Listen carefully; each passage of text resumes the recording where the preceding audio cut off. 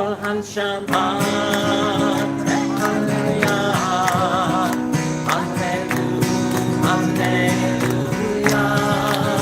Kol Shabbat, Hallelujah, Hallelujah, Hallelujah, Hallelujah, Hallelujah.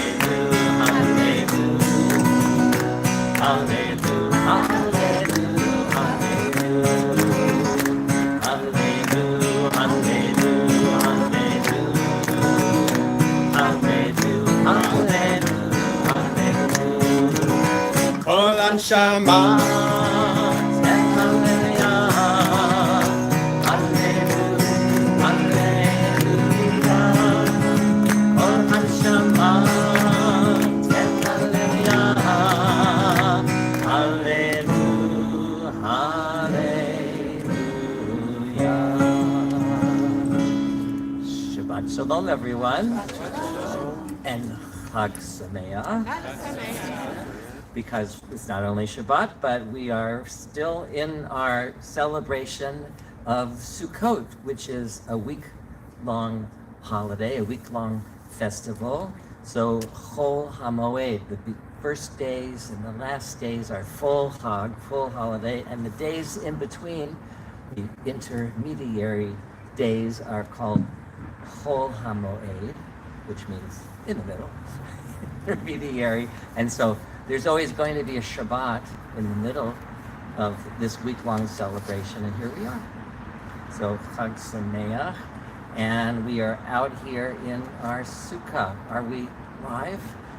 So welcome not only to everyone sitting here, but welcome to everyone who's joining us through the miracle of technology from home. Interesting.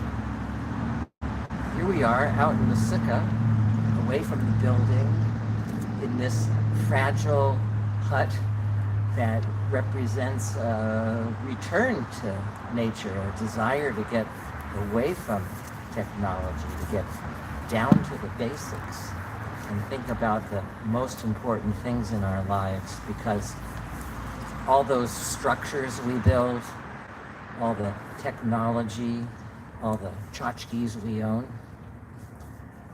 they could be lost. You know, a hurricane could come. Well, more likely in California, an earthquake. And all that could be gone in a day. Our health is something that we take for granted when we're healthy. Who thinks about, oh, I'm so healthy today? It's only when we're not that we think, oh yeah, I don't feel good. And one of the reasons that we build a sukkah and we come outside is to think about the blessings that we take for granted. And it's a harvest festival.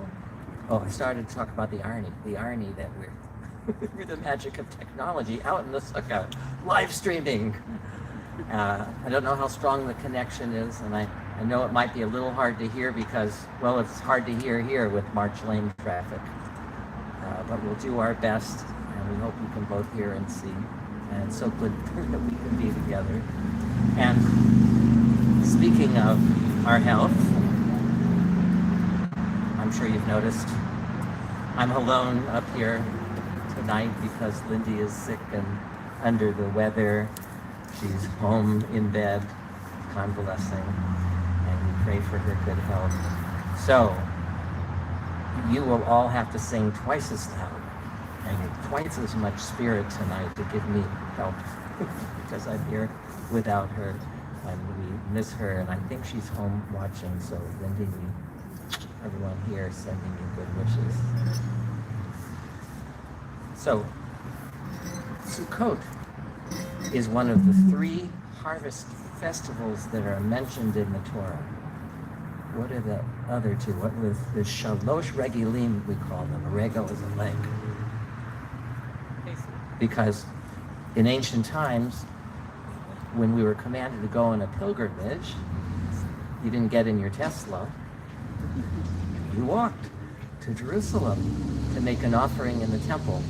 So this is one of the 3 pilgrimage festivals, one of the 3 Shalosh Regilim. The other ones being What's that one called where we receive the Torah? Shavuot. Zman Matan, Torah Tenu, the time of the receiving of the Torah. And Pesach, Zman Cherutenu, the time of our freedom, the theme of Pesach, the time of our deliverance. And this holiday, this Chag Sukkot, is, anyone know the Hebrew for it? Zman Simchatenu, the season of our joy. And we are specifically commanded on Sukkot to rejoice, to be filled with joy. Can you be commanded to be joyful? Can you command someone to be happy? You're all waiting for me to give the answer. I don't know. But there are different ways in which we can gauge our happiness.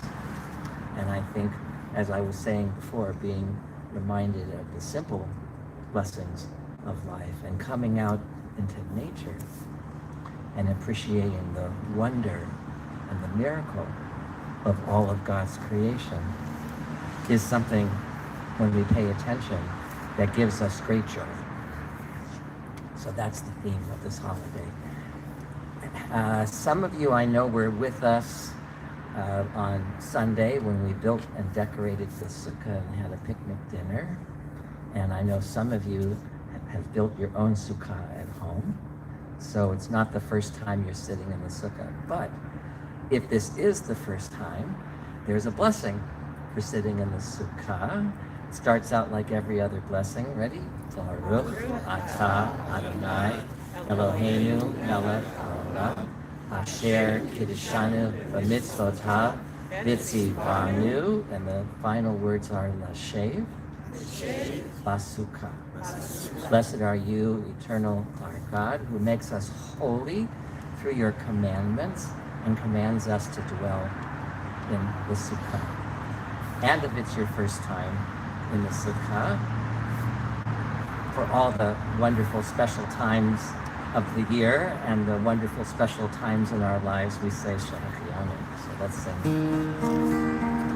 Baruch atah Adonai Eloheinu melech haolam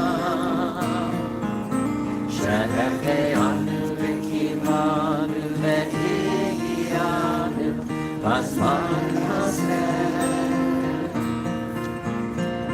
Baruch atah Adonai Eloheinu melech haolam shehecheanu v'kimanu v'higianu b'zman hazeh.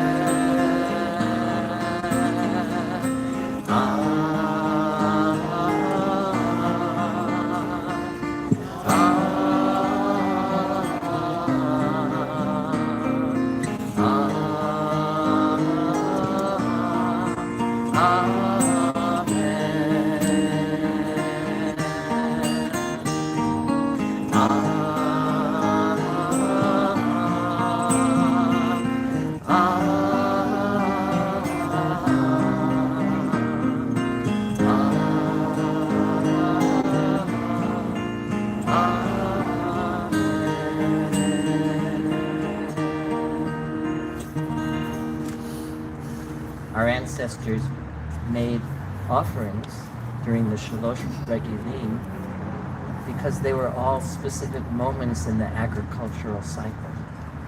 And today we forget, because today, where does food come from? The supermarket. Well, we know better than that. Some of our kids might not know better than that, although here we are in the middle of the Central Valley in Stockton, which is surrounded by fields of every kind of agriculture. In ancient times, we didn't have the ability to irrigate the way we do today, and so if the rain, be joyful. And some people sleep in their sukkah for the whole week. Some people just have meals in the sukkah. The minimum requirement, if the weather is cold, or rainy, go out and make a motzi, have one bite, and then you go in and get more. But since we're dwelling in the sukkah this evening, why don't we take a moment to just connect and say Chag Sameach and Shabbat Shalom to everyone who's about us. And those of you who are joining from home, send a greeting in the chat.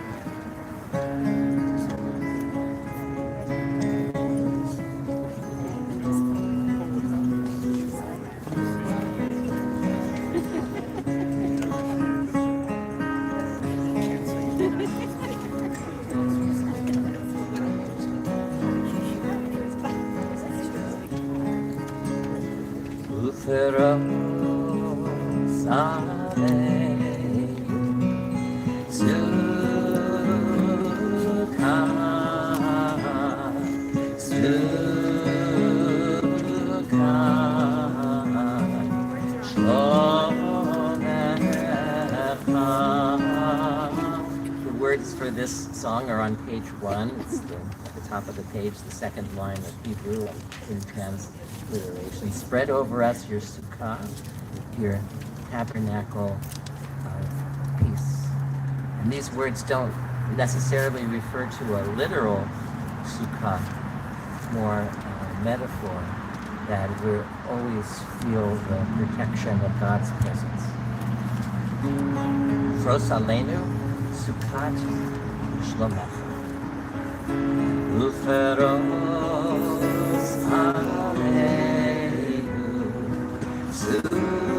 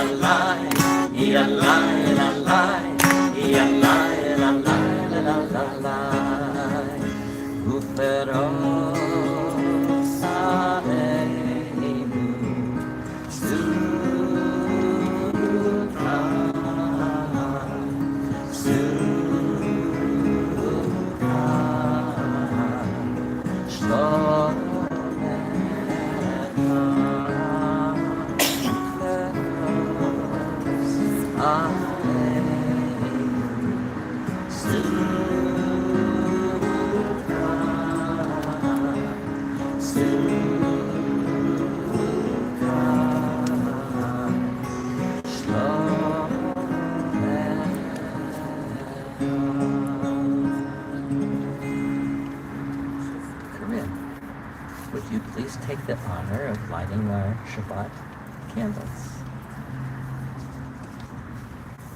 Shabbat and Yom Tov candles. You know, so many of our young people leave town, they go away to college, start their lives in other places, and sometimes they never come back. And sometimes some of them do come back.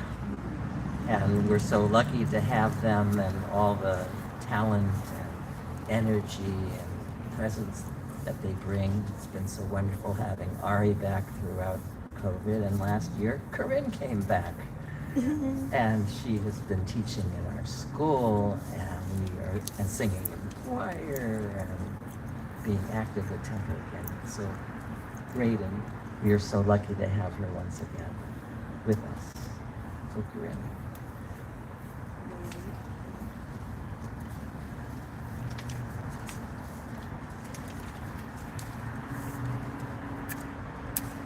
Let's read together. On this day, we will taste a new time of peace. We will rest from desire for gain, ambition for praise. We will raise our eyes to look beyond time and space toward eternity. Oh, may we come to see the world in a new light.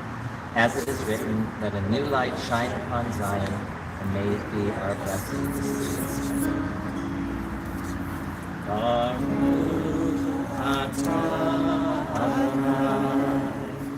Eloheinu melech haolam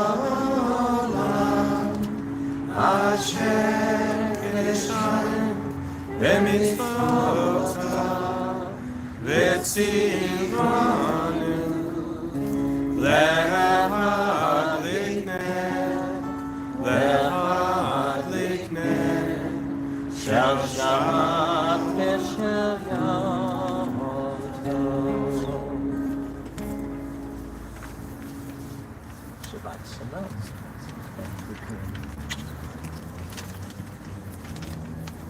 We continue on page 2 as we rise either physically or in our hearts.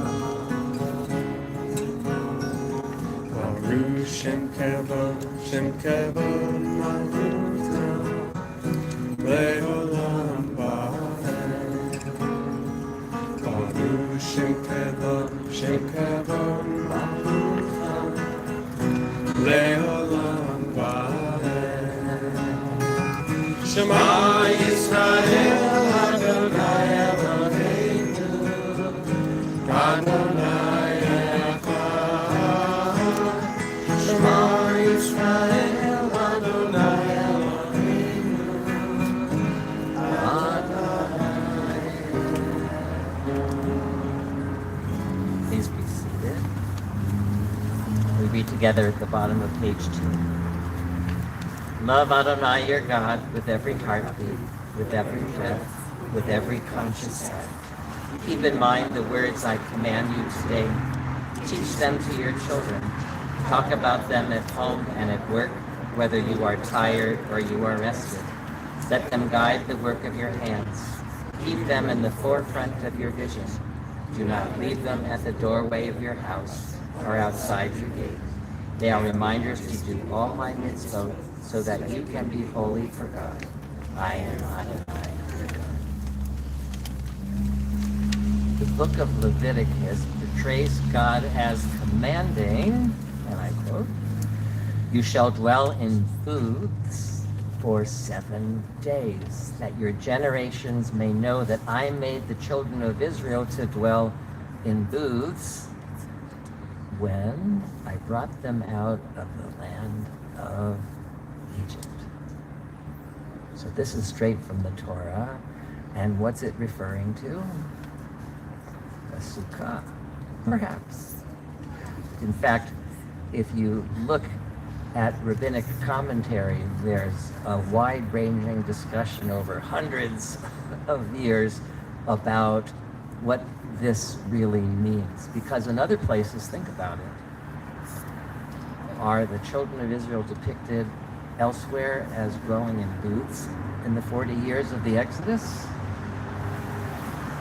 How about Matovu ohalecha Yaakov mishkanotecha Yisrael? How goodly are your tents, O Jacob, your dwelling places, O Israel. So the rabbis had this lively debate. What does this mean? Were they really in Sukkot, or were they in tents? And what could this possibly mean? What's the cosmic significance here? What can we draw from it? What can we infer? What can we learn? What can we teach? And I'll leave it to you to read all those midrashim. But I think just one idea that I'd like to put forward is thinking about the Exodus and the children of Israel in the wilderness. It was a very scary time. They left Egypt after 400 years of slavery, following a God that was invisible. I mean, there were all kinds of amazing miracles and signs and portents, the splitting of the sea, the 10 plagues, but still we couldn't see this God. So maybe it encourages us to think about the wilderness experience and to think about our lives. We find ourselves often in the wilderness, feeling alone, sometimes feeling directionless, or feeling the stress of every day. And where do we find a sense of security? Where do we find a sense of purpose, perhaps? Where do we find a sense of protection? Maybe it's back to that metaphor of Sukkot Shlomecha, of a shelter of peace, of living with faith, of falling back on almost 4,000 years of Jewish tradition with the mitzvot, the commandments in the Torah that guide us and teach us and give us a path to follow, leading to living a good life. So there's this connection also when we sit in the Sukkah of the thinking about the Exodus as well and the 40 years of Amida, which brings us to Micha.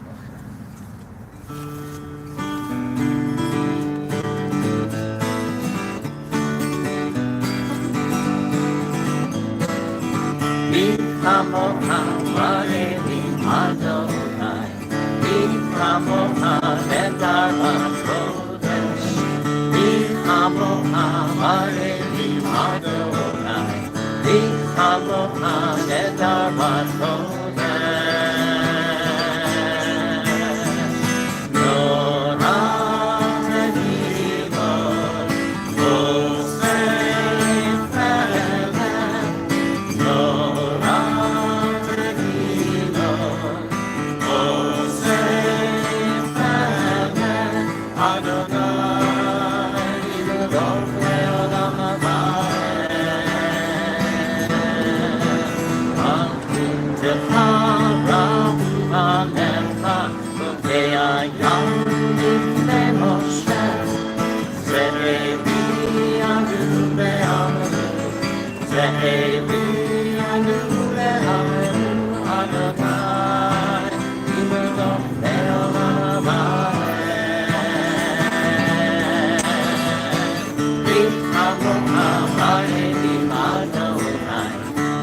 Kamocha nedarbat kodesh, Kamocha ma'eli Adonai, Kamocha nedarbat kodesh.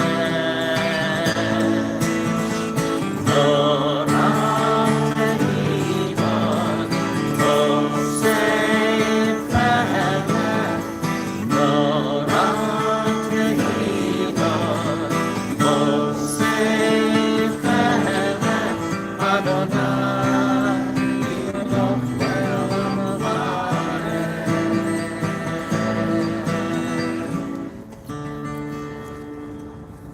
We continue at the bottom of page 3 and we'll rise either physically or in our hearts for the chanting of the Amida.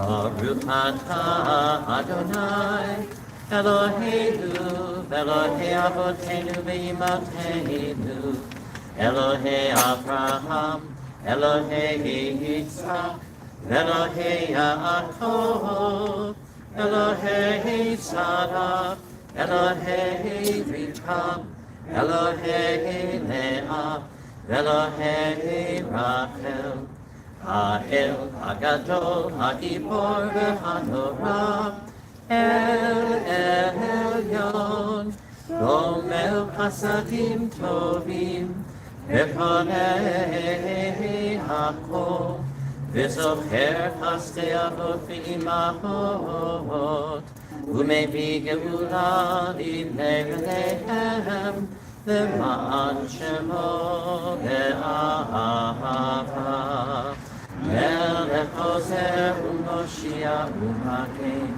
Baruch atah Adonai Magen Avraham Ve'ezrat Sarah Atah Gibor Le'olam Adonai V'chayei Hakol Atah Rav Le'Moshiach V'chakel Chayim V'chesed V'chayei Hakol V'rachamim Rabim Sohomet Nofim V'rofet Oholim U'matir Hasurim U'mekayim Emunato L'Isherei Afar Michamocha Ba'gevurot U'midom Ha'alach Melech B'midit U'mechayei U'matzliach Yeshua V'ne'emat atah v'hachayot hakol Baruch atah Adonai V'chayei hakol Atah kadosh v'shimcha kadosh U'kadoshim b'chol yom Yehalelu chaslecha Baruch atah Adonai Ha'el HaKadosh. Please be seated.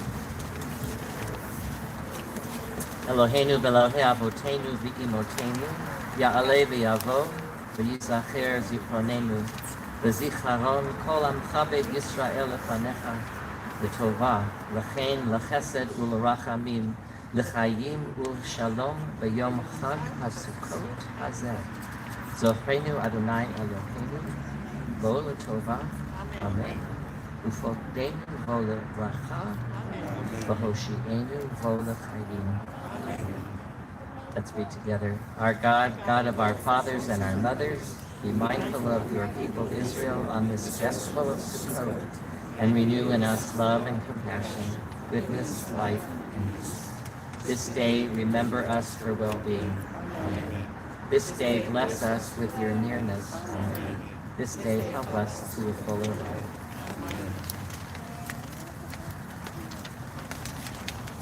So we have on the wall of the sukkah here on either side of me these beautiful wall hangings, and they're not random. They're part of a long-standing tradition that comes from the mystical tradition from Kabbalah in Judaism. Anyone know what these are called? Kind of a funny sounding name. Ushpizim. Try that. Ushpizim. Which means guests. And on these two wall hangings are guests from principally the Torah and from Jewish tradition. On this side, it's the women. Sarah, Esther, Miriam, Huldah, Abigail, Hannah, Devorah. And on this side, we have Abraham and Yitzchak and David and Yaakov and Moshe and Aharon and Yosef. And why are they here? Because in this mystical tradition of hanging ushpizim in your sukkah, we welcome spiritually into our sukkah these guests, our ancestors who handed down this tradition to us. We imagine welcoming them to come and dwell with us, to celebrate with us into the sukkah. And oh, imagine if they really came, what conversations we could have, comparing the tsuris of today, the troubles of today to the past.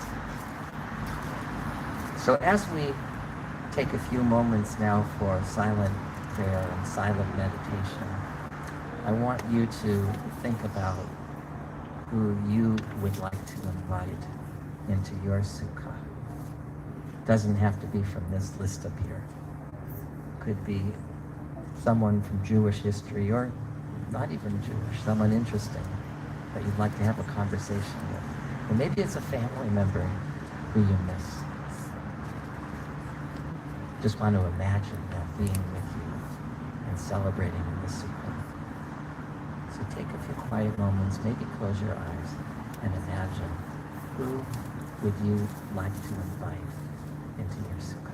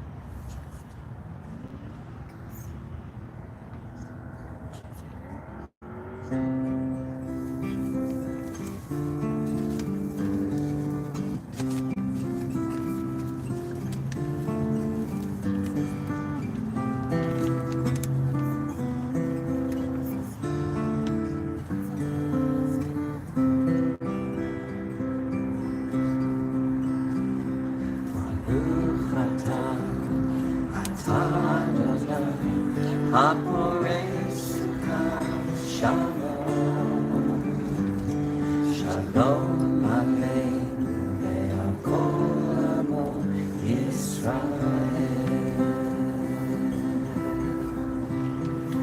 Baruch atah Adonai, Haporei Sukkot Shalom, Shalom.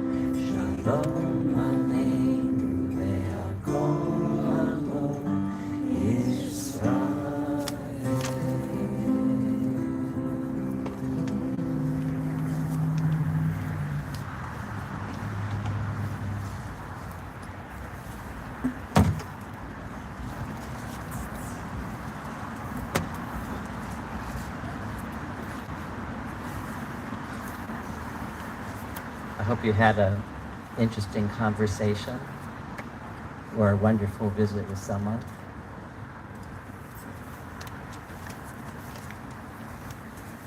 I just had a great talk with my mom who got caught up. Lots happened. Well, nothing made Rabbi Mordechai happier than starting each day precisely the same way. First, he checked the alignment of his books, and he knew the few that were out of place. Then he would drop a coin in each of the line of tzedakah boxes he had sitting on the shelf, in the same order. One coin for the fund for widows, one coin for the fund for orphans, one coin for the fund to plant trees in Israel, and so forth. Then he would kiss the children as they went off to school, oldest first, youngest last. So what if you don't kiss them all in the same order? They'll all get kisses, wife, Ruth would always say. But Rabbi Mordechai always answers, it matters to me. Rabbi Mordechai usually looked forward to his trips to the market. But today was the day before Sukkot, and each of the 2,590 steps from his house brought yet another worry. The roof of his family's sukkah, how would he cut all the branches to be exactly the same length? And he would never say anything, of course, but the carrots in Ruth's tzimmus were always cut different sizes and sliced every which way. He knew she would say, it doesn't matter, but to him it did. He tried to distract himself by thinking instead of things he could control. He was about to spend the next few hours poring over a cart laden with lulavim, the lulav for Sukkot. He would pick the greenest, the tightest, the most perfectly arranged branches to make sure the willow on one side was exactly the same height as the sweet-smelling myrtle on the other.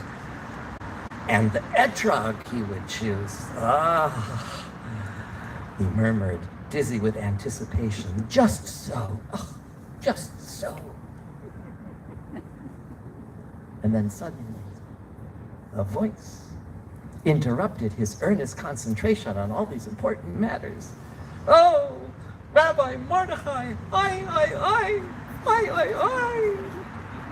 At the side of the road sat Mina, the water carrier, sniffing and crying. Ah!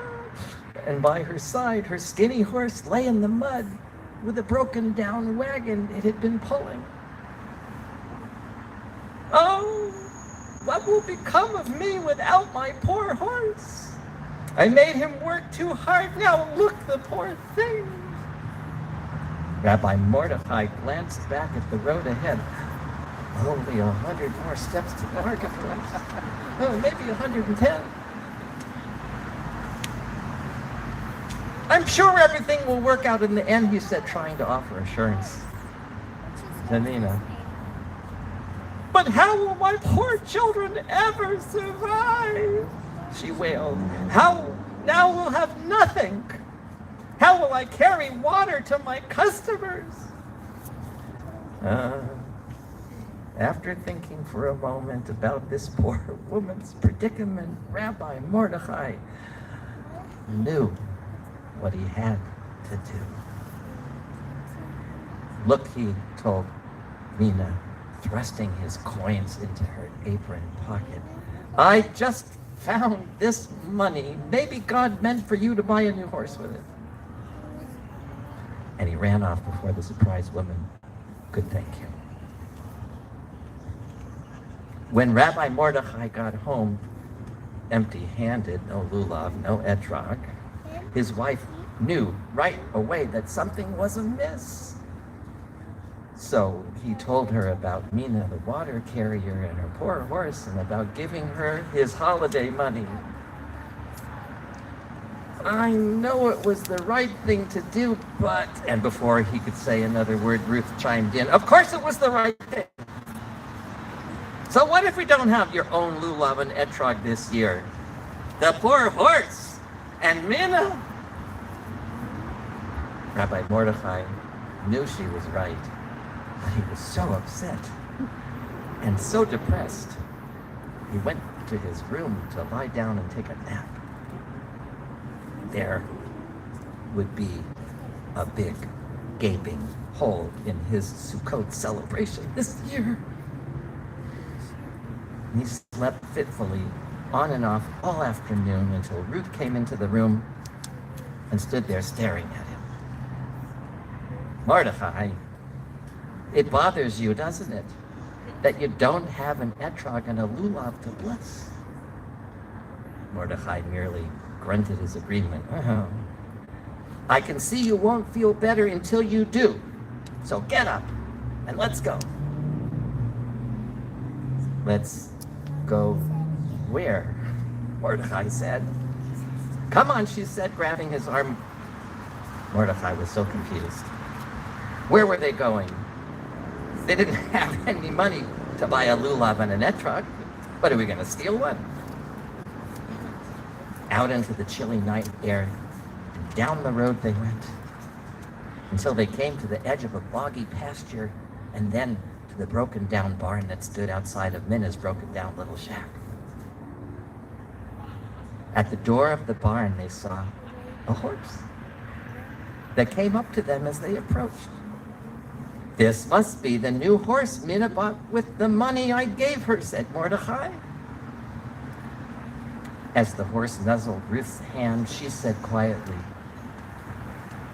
Blessed is God who makes wonderful things like this in the world. Then she said to Mordechai, There! You said your blessing.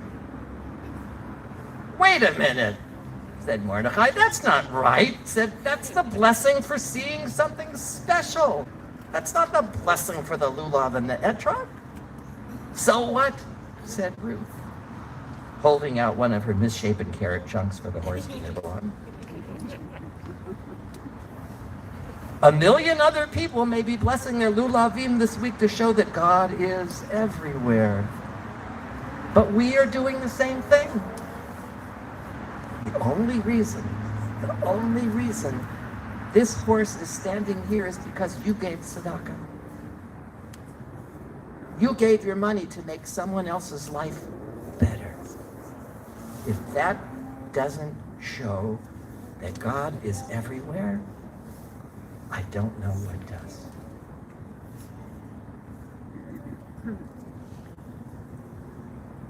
Rabbi Mordechai had no answer.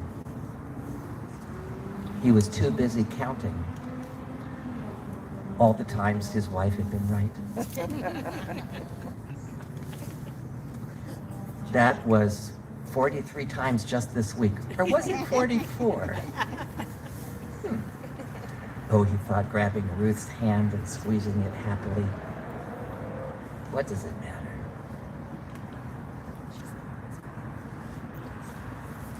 I think there's wonderful wisdom in this story. And it's a good lesson for us during this holiday of Sukkot. We shouldn't obsess over things we can't control. This is a big world and a big universe, and things just happen. Our car will break down. Our health will be challenged. We will lose loved ones who are dear and important to us because we are mortal and no one lives forever. But we can appreciate the blessings we do have. The beauty of nature, our health when it is good, our loved ones when they are by our side. All these things that we so often take for granted. And we can bring goodness into the world and into our lives. That we can control by sharing what we have and showing kindness and love for others. And that, I promise, will bring a lot more joy into our lives than anything else. Can you hear that song?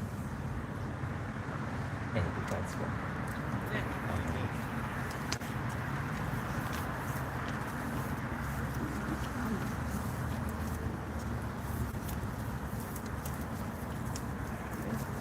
So we've talked a lot about the sukkah, and the lulav and the etrog took a co-starring role in the story. So here they are, the lulav and the etrog. These things are also specifically commanded in the Torah, where it says we should take these 4 species, this goodly fruit, this palm, the willow, and the myrtle, and bring them together. From the book of Leviticus.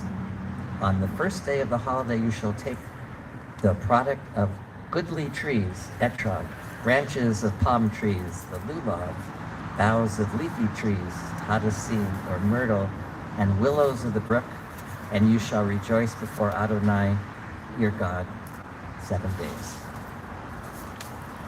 So what's this all about? I always like to think about it as an anthropologist would, just to get us started. So this is a harvest festival. It's the end of the summer, the fall harvest. What needs to happen next in the agricultural cycle? What are we praying for in the months to come? Rain. We need the rain to start falling. God knows in California and in many other places in the world, we are suffering from drought. We need rain. Not too much rain, but we need rain. And maybe in ancient times, our ancestors used this in their prayers for rain, because what happens right before the rain starts to fall? wind blows and the storm blows in and then it starts to rain. So maybe they were helping it along, or symbolizing this desire for the winds and the rains to come. But there are many rabbinic interpretations about the four species and what they mean. Some having to do with the shapes. The lulav is like our spine.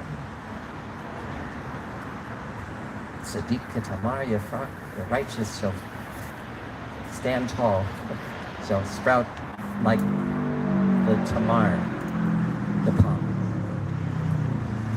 The small round leaves of the myrtle kind of look like the shape of our eyes, and the long flat leaves of the willow are kind of like the shape of our lips. And the rabbis say, I forgot one thing.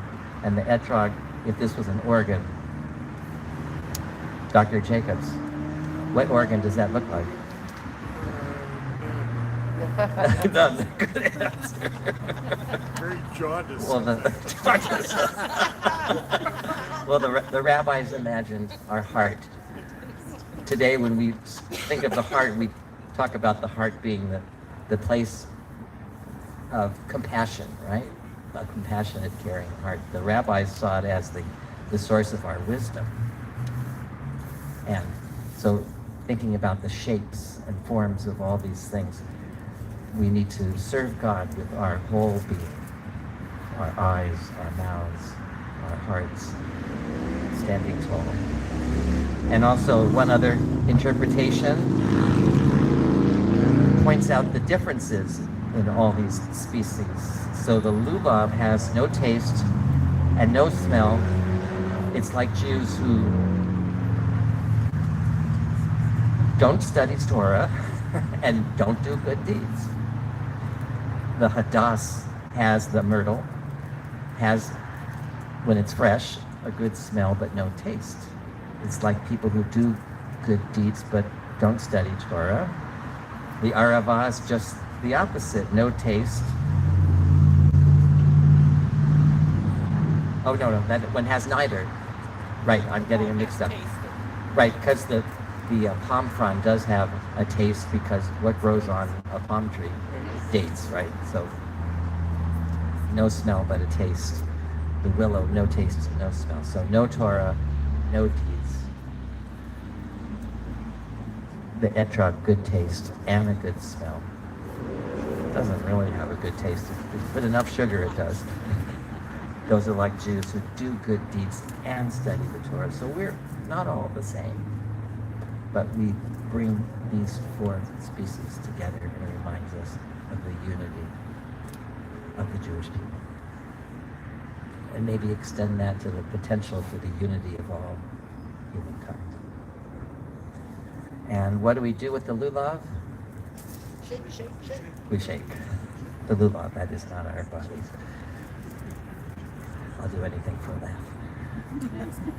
So, one side has what we call the pitam of the etrog, the crown.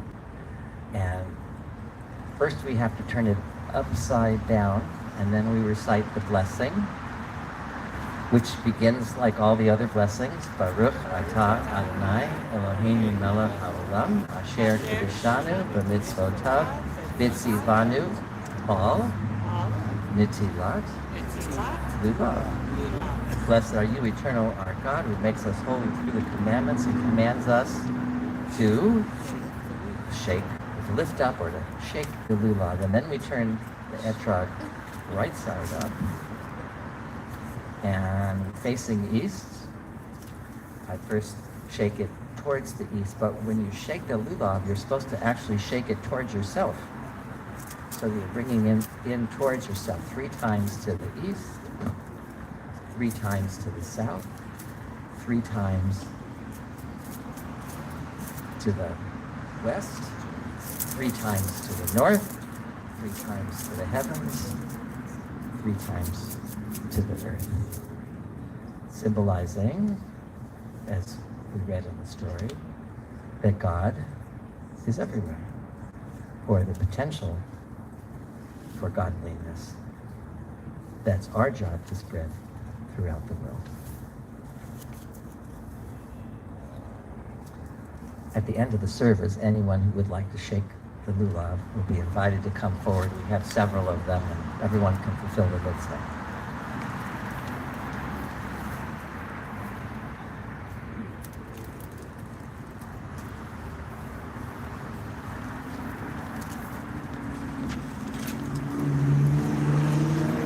And we turn to page 7, and we rise now, either physically or in our hearts, as we join together in Aleinu. Aleinu l'shabeach l'adon hakol, l'teit gedula leyotzeh breshit, shelo asanu kiguye ha'aratzot, velo samanu kemishpechot ha'adama, shelo sam chelkeinu kahem, v'yor aleinu kechol hamonam, v'anachnu korim u'mishtachavim u'modim lifnei melech malchei hamachim hakadosh baruch hu, v'ne'emar v'chaya Adonai l'melech al kol haaretz, bayom hahu, yihyeh Adonai echad, u'shemo echad. You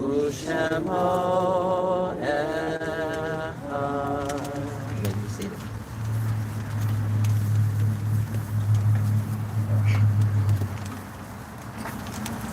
We make a Misha Berach, prayer for healing for friends and family. We need whatever help and strength we can bring to them, and our prayers for refuah shlema, full and speedy healing. Those of you who are joining us on the live stream, we encourage you to go ahead and send their names in the chat. I think, Karma, you have... Ari has a phone, and he'll come forward and read the names. And on our list this week, we have Casey Campbell Chadman, Diane Dakin, Randy Watkins, Gabby Lopez-Smith, Rebecca Williams, Victor Altman, Samantha Porteous, John Kaplan, Barry Klein, Ellen Clore, Carol Hope, Rachel Frederick, Brooke Hall, Dan Fine, Maria Madrigal, Imelda Tamez, Sherilyn Gross, Peter Norton, Andy Bernhardt, Robert Kurtz, Nancy Ripken, and Lindy Baxter. And I invite you to say aloud the names of friends and family who would like to enter the Mishnah.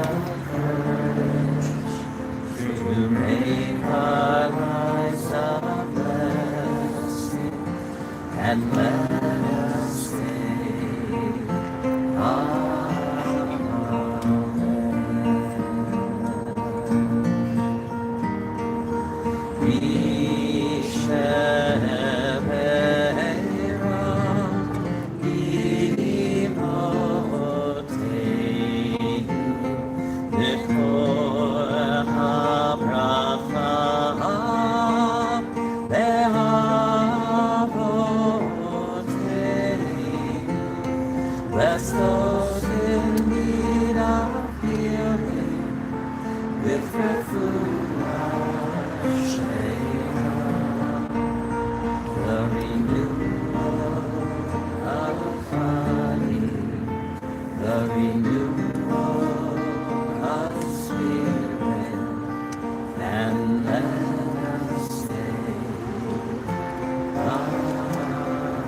We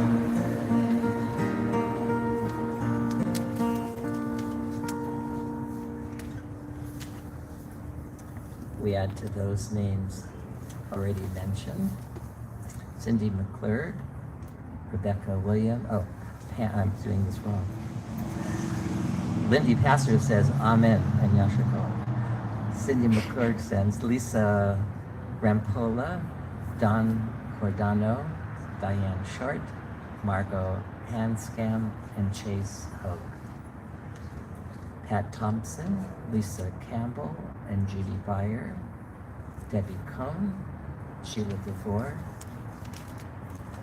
Maureen and Elliot Weiss, Ellen Bassian, John Stein, Beth Friedman, Beth Rockles, Paul and Betty Friedman, Laura Friedman, Alex Friedman, Nancy Friedman, Sarah Friedman, and Josh Friedman.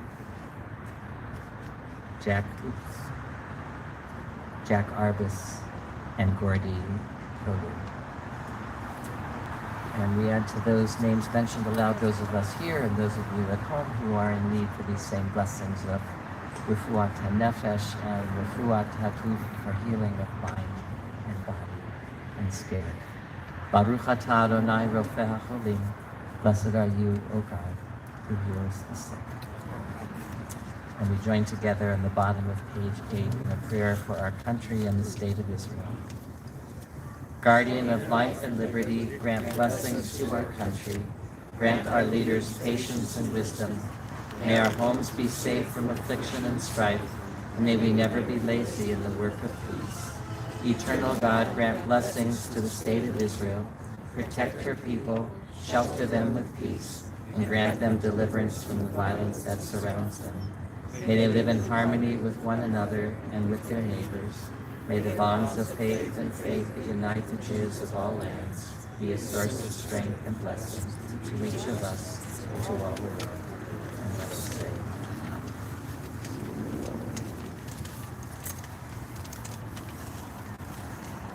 and at the conclusion of each of our services, we say Mourner's Kaddish as we remember our loved ones who are no longer with us physically, but whom we carry in our hearts.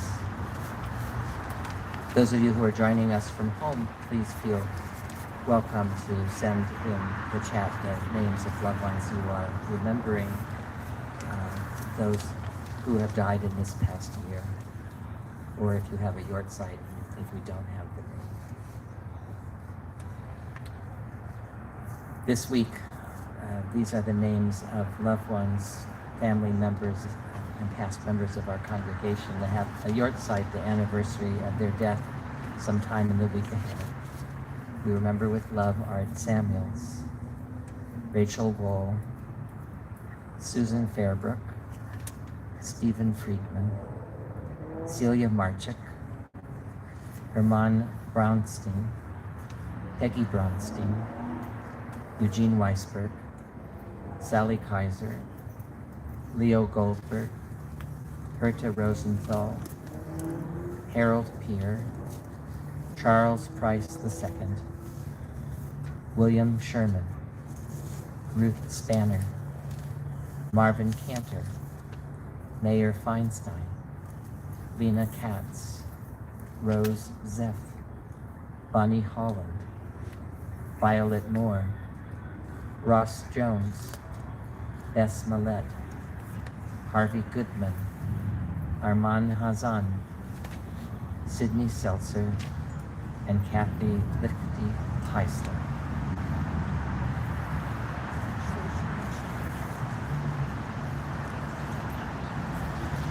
And I was negligent. I forgot to ask those of you here who have a loved one who died in the past year, won't you please stand and share with us the name of your precious loved one?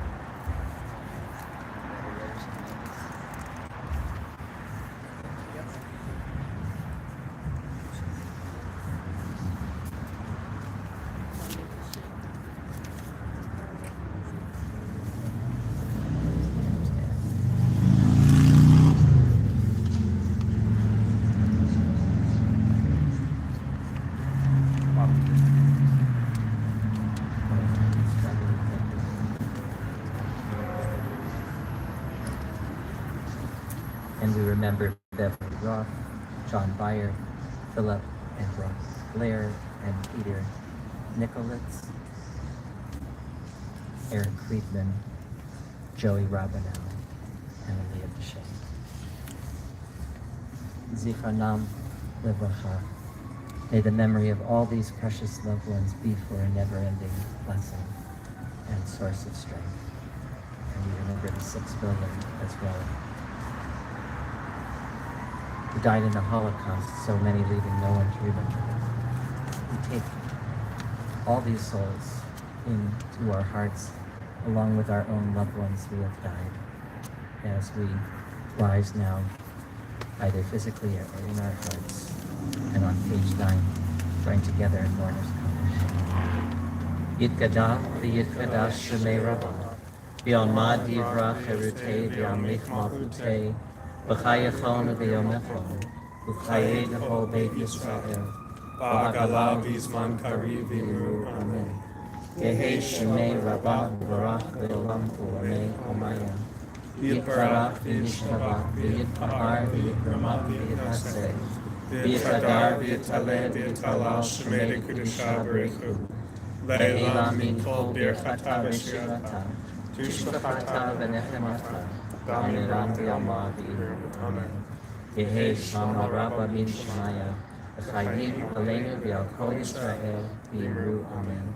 Osei shalom b'mama. V'yaseh shalom. Aleinu v'al kol Yisrael. May be seated. Carmen, you're going to come forward and read announcements.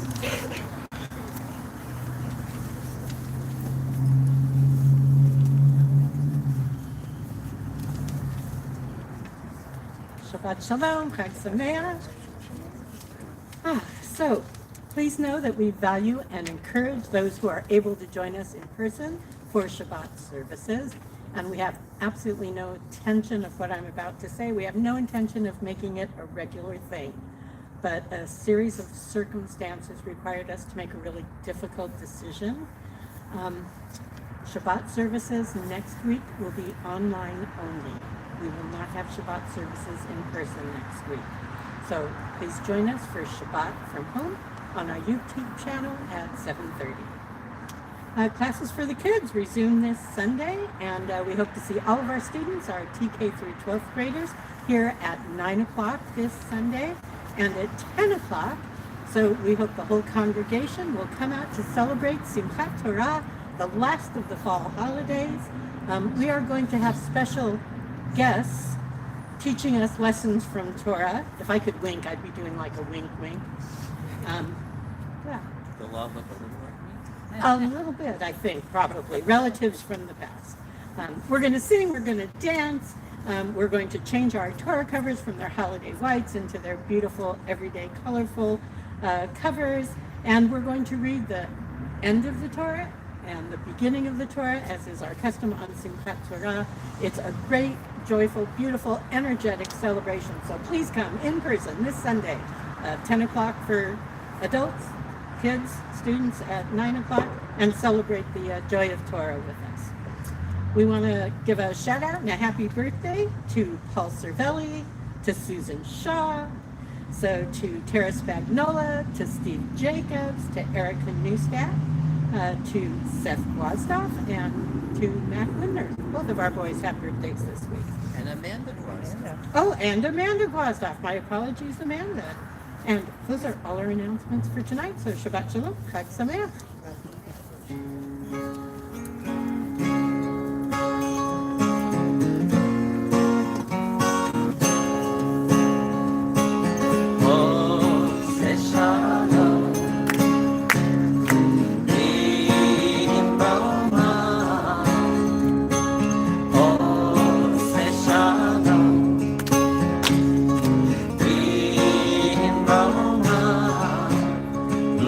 Say,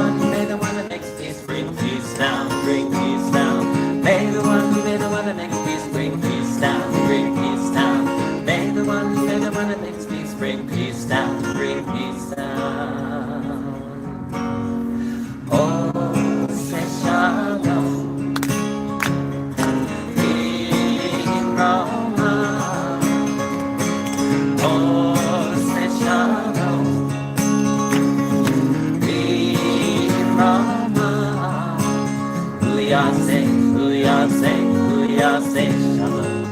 Kuyase, Kuyase, Kuyase, Shalom. Kuyase, Kuyase, Kuyase, Shalom.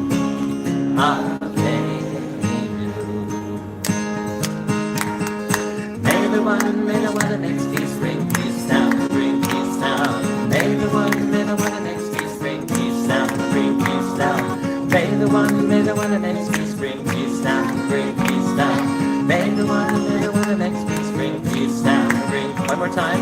May the one that makes peace bring peace down, bring peace down.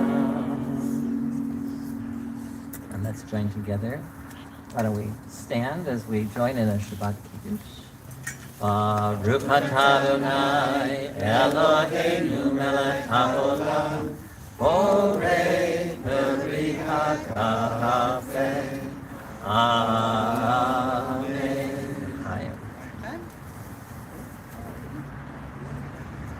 This is from Steve Frank.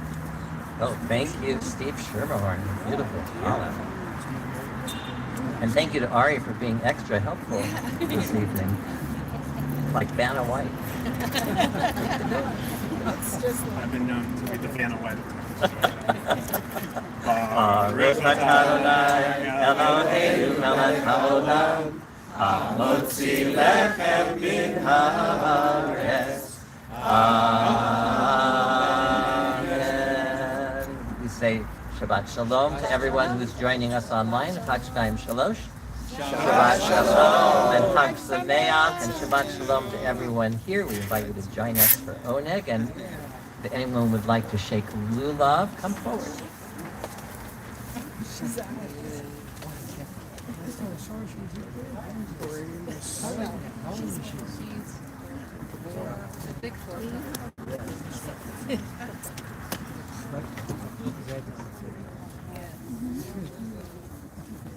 Thanks, sorry.